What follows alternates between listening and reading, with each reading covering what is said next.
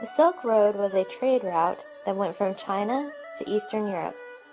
It went along the northern borders of China, India, and Persia, and ended up in Eastern Europe near today's Turkey and the Mediterranean Sea.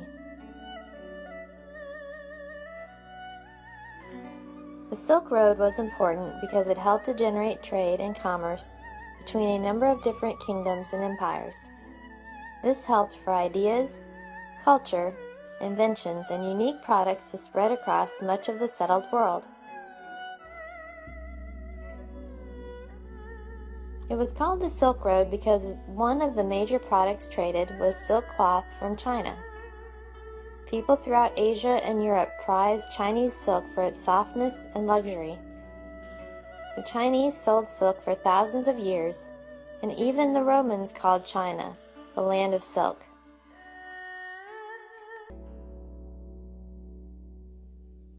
Merchants and tradesmen traveled in large caravans. They would have many guards with them.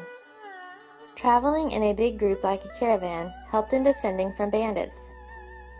Camels were popular animals for transport because much of the road was through dry and harsh land.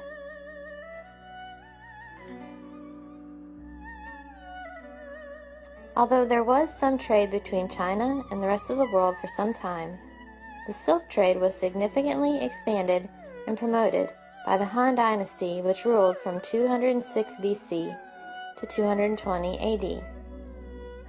Later, under the rule of the Yuan Dynasty, set up by Kublai Khan of the Mongols, trade from China along the Silk Road would reach its peak. During this time, the Mongols controlled a significant portion of the trade route, enabling Chinese merchants to travel safely. Also, merchants were granted more social status during the Mongol rule.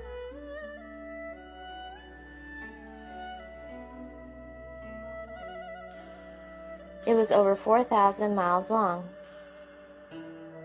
Marco Polo traveled to China along the Silk Road. Not all that was traded along the Silk Road was good. It is thought that the bubonic plague or Black Death traveled to Europe from the Silk Road. Very few merchants traveled along the entire route.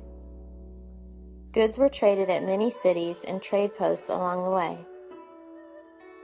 There wasn't just one route, but many routes. Some were shorter, but more dangerous. Others took longer, but were safer.